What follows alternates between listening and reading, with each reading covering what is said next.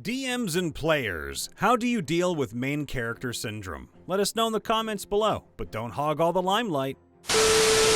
Today's sponsor is Echoes of Deceit, a Dungeons & Dragons horror story inspired by John Carpenter's The Thing. Can the crew of the Elmendar root out the threat before it's too late? Come see for yourself, link in the description below. If you're the main character, take a step back sometimes. This can happen a lot when your teammates are a bit passive. If they have specialties, skills, spells, strength, charisma, call them up whenever their specialties can be used, even if your character could probably handle it. If someone else is the MC, you gotta put yourself out there. Play more actively, have a stronger voice in decision making, do something crazy in neutral situations. As a guy whose favorite classes are Paladin and Bard, being the face of the party is a great power that must be wielded with great responsibility. When we have important checks to pass or people to convince, my party members usually push me or another high charisma character to the front themselves. When we are just bopping around town or arguing with goblins we're about to fight anyways, I make a point to shut up and let others speak. Being the MC happened to me once with a group that didn't make decisions or interact with important NPCs. They left it all to my 8 charisma cleric because nobody else stepped up. It was our first game together, and some players were brand new. So I embraced being the leader and started sending characters out alone or in pairs. This forced them to make decisions, use their skills, and interact with NPCs or the environment. I hoped it would give them a sense of accomplishment. At first, it was weird, but over time, the party became more active. Everyone found their role, while I roleplayed a terrible leader. Questionable decisions, horrible speeches, bad contract negotiations, and generally poor social skills due to my low stats. This led to some funny moments. Eventually, a more charismatic character took over as the face around session 6, but I still made decisions until my character croaked. Then, I played a pathetically unfit leader, so the more charismatic character had no excuse not to lead. This group became my main group for years. We play weekly, and now I can happily play grumpy, low charisma non-leaders without issue. I have twice. One was an awful experience and soured me on a number of things. The other is rather fun. The difference is the DM and the players acting as leader. The first one felt, well, grabby. Whenever someone did something unique, they wanted a hand in it or to have something like it. The DM enabled this and didn't try to include other players when Mr. Main Character was doing his thing. The other player, though, a focal point for many quests, is willing to sit back and let others have their moment. They encourage quieter players to roleplay and try to include them in dialogue and exploration. Similarly, the DM calls out specific players if something relates directly to them. So, like so many things, it all depends on the table and the players. I left the table. I'm fine being a side character in games, but let me still be able to do stuff, please. This DM was almost like he wanted to check every cliche of bad DM behavior when your girlfriend is at the table. He was new, so I gave him a little leeway. But just when it felt like he was finally figuring out that he should give the rest of us loot or time in the spotlight, his girl decided she wanted a rapier that was clearly designed for the rogue. She was a wizard. She couldn't even use it. She just liked the art and insisted she needed it. And the DM caved in. So I just went, "Welp, I'm out. Have fun." I'm a DM that's been having to deal with this. We're running a homebrew campaign, but only 2 players gave me more than a sentence of backstory. So of course they ended up being more important because, well, they gave me something to work with besides, "I wanna die," and "I wanna fight stuff." All I did was ask for a paragraph so I could get an idea of their character and their expectations. My other players have since given me more after I've talked with them, but it was really dicey for a while there. So, my advice to players is this. If you want to be included, include yourself and participate. Your DM is not psychic, and they don't want to write your character for you. Steal something off the internet if you have to, but God, give them something to work with. My character keeps becoming the main character, and I hate it. I play an ASMR paladin with high charisma in a 6-person party. There's one new player, 2 passive players, one playing a dumb brute, and one other active player who knows what he's doing. I try to take a backseat, especially for the new player, but I often have to, out of character, prompt people to act. For example, suggesting the wizard roll Arcana to check magical knowledge. Now, don't get me wrong, the group is great, but I wish some longtime players would step up. It often feels like nothing happens unless I suggest it. The DM pushes players when he can, of course, but I still have to actively prompt them out of character to engage. I think certain character concepts or player personalities naturally push someone to become the face of the group, and it's just hard to work around. Yeah, it's happened a couple of times, and in both cases it wasn't a problem because the main character was someone generally chill and a graceful, upstanding player, not to mention one of the more popular members of the group. They didn't seek to be an MC, it just kinda happened. They were fun to play with as a person. Their characters had a tendency to be proactive. They were not the type to just be hesitant or hold back due to caution or overthinking. These were PCs who were prone to jumping into the fray. As a result, they often triggered wild developments within the story. That kept things interesting.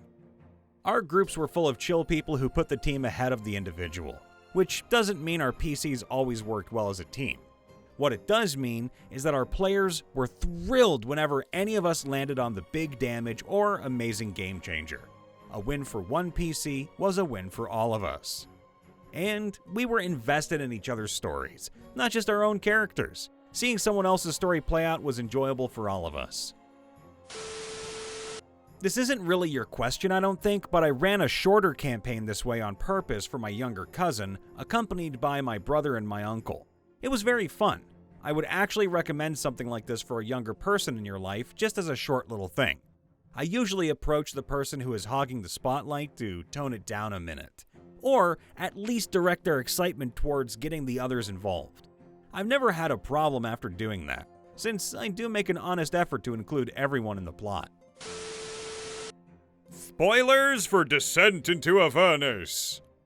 I once made a character that ended up having an incredibly similar backstory to the main villain of the campaign. I put a lot of time and effort into it and organically created a story arc that panned out for the entire campaign, which culminated in me being the one to take the Sword of Zariel, completing my redemption arc. While I was definitely the main character, the DM even added the surrogate for my warlock patron to the final fight, our DM is incredible and found ways to make all the characters shine, and have their stories too. Mine was just the one most tied to the campaign. Retrospectively, we do agree I was the MC, but during the game and individual sessions, it didn't always feel like that, as each character had agency and their own stories and a lot of moments to shine. This is usually either due to a bad DM playing favorites, in which case you should bring it up at the table and/or leave, or some players engaging more than others. Once played in a campaign where a lot of the content pertained to my character, and another player got annoyed and asked the DM, why? Everything just revolved around me.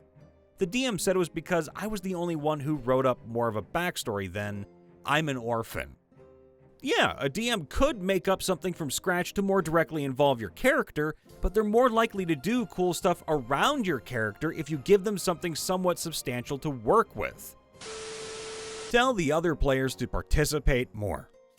I find that this is usually the issue, but I have had other players have this issue while the other party members were actually active, and we ended up having the DM talk to him. I assume not all situations will be as smooth as ours, but conversing, aka communication, is the only option. Current game I'm DMing is dancing that line hard. Our party sorcerer is all about the eldritch chaos, and it's a pirate meets eldritch horror campaign, so she often gets the center stage for the arc's plotlines. It's okay though, since she's the party face too, and the player is very good at stepping back to let the other players rock it when it makes sense. This only works because my players are very good at getting each other to shine. If they didn't, I'd have had to pivot hard as a DM to make it fair for everyone.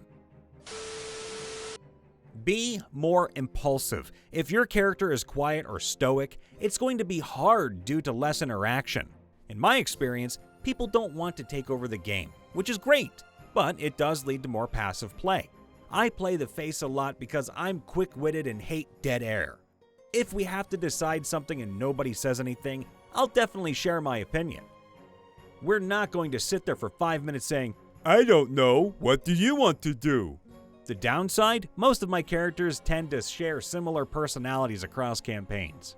TLDR, be more impulsive. Not everyone likes making decisions for everyone else. Speak up, be confident, and get involved. Sometimes one becomes the main character because he engages the most with the current plot. The DM can only work with things the players give them. It's happened multiple times that I became the main character by just engaging with the situation given in-game. 3 random lunks who are out to see the world, and 1 guy who was sent out by his order to catch a bad guy. A bunch of hired swords are paid to kill someone in a tumultuous city, and 1 PC catches the opportunity to fill the power vacuum with themselves. Certain kinds of players tend to drift into the background either on purpose or because they're shy in a group. When multiple players do that, it takes almost no effort to become main character by nature of just stepping up. As a GM in Session 0, I told my players, the effort you put into your backstories is the same amount I will give toward your character's personal arcs in the game. If I have a lazy player, they will get lazy attention. Simple as that. Now, when it comes time to the game, I tend to shift the spotlight around. If I feel some characters are overshadowing others, I always try to give them something to do that the others can't. Here's an example. The Artificer is the only one who can figure out how a magic item needed to solve the puzzle works. Barbarian can hold the gates from closing, giving his party just enough time to escape. Stuff like that to make them shine. While there will always be favorites, my job as the GM is to be a fair referee, not a parent. More spoilers for Descent into Avernus. I ran one, and it was surprisingly fine. Descent into Avernus, but heavily modified. The other PCs had their motivations to join the quest and save El Tyrell. But the Hellrider Paladin's motivation was to save El Tyrell. It all felt a bit like a main character on a big quest and his merry band of helpers. Now, the reason why I think it went okay was that the other PCs had their own quests tied to backstories and whatnot. The Druid had to stop a demonic incursion that he was tricked into causing. The Wizard wanted revenge on his former master, who I subbed in for Mordenkainen. The Rogue wanted to free Gargaruth. When dealing with one character's thing, the whole party contributed, but that character was usually in the spotlight. The main character was the Paladin's thing, so he was in the spotlight for a lot of that. But so much time was spent on other stuff that everyone got their time in the sun. Hey everyone, it's your boy Brian Von VA checking in after the vid. Make sure to leave a like, subscribe, ring the bell, and let us know in the comments below. DMs, players, how do you deal with main character syndrome? Have you ever encountered it? Let us know. And of course, if you want to support the channel, make sure to join our membership program. You keep the lights on, food in our belly, and of course, early access to videos, maybe more down the road. We love you all. Toodaloo for now.